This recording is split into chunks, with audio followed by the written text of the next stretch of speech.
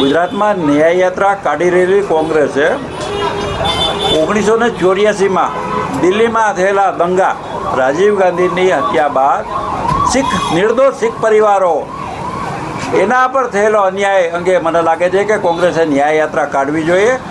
કોંગ્રેસે મધ્યપ્રદેશમાં ભોપાલમાં ગેસકાંડ, એમાં જે લોકો પીડિત પરિવારો હજી દુઃખી છે, કેટલા લોકોએ જીવ ગુમાવ્યા, આ પરિવારો માટે કોંગ્રેસે ન્યાયયાત્રા કાઢવી જોઈએ. ખરેખર તો કોંગ્રેસ ન્યાયયાત્રાનો શબ્દ વાપરી શકે એમ નથી. એમને તો પ્રાયશ્ચિત યાત્રા જ કાઢવી પડે, એટલા માટે કે કુલ મળીને 75 વર્ષમાંથી 55થી 60 વર્ષ જેમણે દેશ ઉપર રાજ કર્યું અને જેમને 12 લાખ કરોડ રૂપિયાનો ભ્રષ્ટાચાર કરવા માટે 2014માં પ્રજાએ તગેડી મૂક્યા. છેલ્લા 27 વર્ષથી ગુજરાતની પ્રજાએ જેમને જાકારો આપ્યો છે, પ્રજા સ્વીકારતી નથી.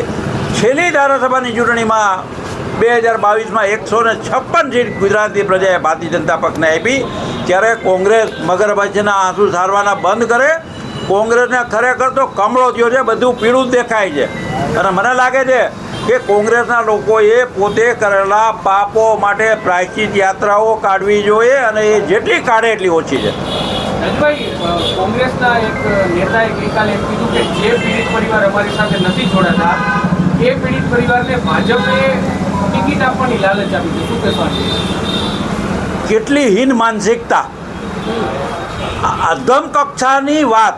મને લાગે છે કે કોંગ્રેસના લોકો કઈ કક્ષાએ ઉતરી ગયા છે. અરે પીડિત પરિવારોની દુઃખ અને વેદનામાં ભાગ લેવાની વાત છે અને તમે આવી વાત કરો છો. મને લાગે છે કે આ તો પીડિત પરિવારો ઉપર કોંગ્રેસે એક પ્રકારનું આમ કહી શકીએ કે લાંછન લગાડવાની વાત કરી છે. અરે ભાઈ, તમે પીડિત પરિવારો માટે વાત કરો છો તો આવી વાત કરવી વ્યાજબી છે? મને લાગે છે કે આ તો પૈડા પર પાટો મારવાના છે કે પીડિત પરિવારો દુઃખમાં છે, વેદનામાં છે અને કોંગ્રેસના લોકો આવી વાત કરે એ શરમજનક વાત છે. કોંગ્રેસને શોભા નથી દેતું. કોંગ્રેસે ખરેખર આ શબ્દ વાપરવા માટે પ્રાયશ્ચિત કરવું પડે કે ટિકિટની વાત કરો છો તમે.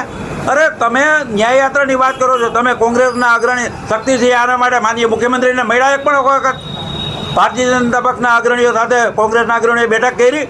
ફક્ત ને ફક્ત તમે સરકારને મૂડી લગાડવા માટે તમે ન્યાયયાત્રાનું નિંદક કરો છો.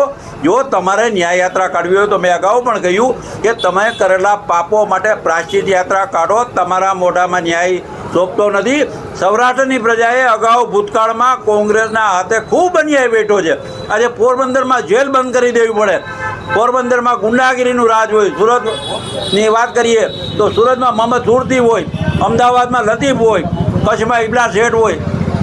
કેટલા ધારાસભ્યોની હત્યા થઈ કોંગ્રેસના રાજમાં. કોંગ્રેસે ખરેખર તો આ બધા પાપોના પ્રાયશ્ચિત માટે યાત્રા કાઢવી જોઈએ. કોંગ્રેસને ન્યાયયાત્રા કાઢવાનો કોઈ નૈતિક અધિકાર જ નથી. કોંગ્રેસે આ યાત્રામાં ભાજપના ભ્રષ્ટાચારનો ઘડો રાખ્યો છે ને એ ગાંધીનગર જઈને એ ઘડો ફોડવાના છે, ભ્રષ્ટાચારનો ઘડો. અરે ભાઈ, કોંગ્રેસના ભ્રષ્ટાચારનો ઘડો તો પ્રજાએ 2014માં ફોડી નાખ્યો. ત્રીજી વાર નરેન્દ્રભાઈ આવ્યા. આ વખતે રાહુલ ગાંધીની યાત્રાનો ઘડો ફૂટી ગયો. તમે જુઓ, ફરીથી ત્રીજી વાર ભારતની પ્રજાએ વડાપ્રધાન નરેન્દ્રભાઈ મોદીને વડાપ્રધાન પદે નરેન્દ્રભાઈના નામે મત આપ્યા, કોંગ્રેસને નથી આપ્યા. એટલે કોંગ્રેસનો બળો એ કહી શકીએ કે કોંગ્રેસનો ઘોડો ગુજરાતની પ્રજાએ છેલ્લા 27 વર્ષથી દરેક ચૂંટણીમાં કોંગ્રેસનો પાપનો ઘોડો ફોડતી આવે છે. એ મહાનગરપાલિકાની ચૂંટણી હોય, જિલ્લા પંચાયતની ચૂંટણી હોય, કોંગ્રેસના પાપનો ઘડો હર હંમેશ પ્રજા ફોડતી આવી છે. અને કોંગ્રેસના લોકો એ જોઈને હતાશ, નાસીપાસ, નિરાશ થયા છે અને આવી યાત્રાઓ કાઢે છે. અરે આ તો ખરેખર મગરમચ્છના આંસુ સારવાની વાત છે.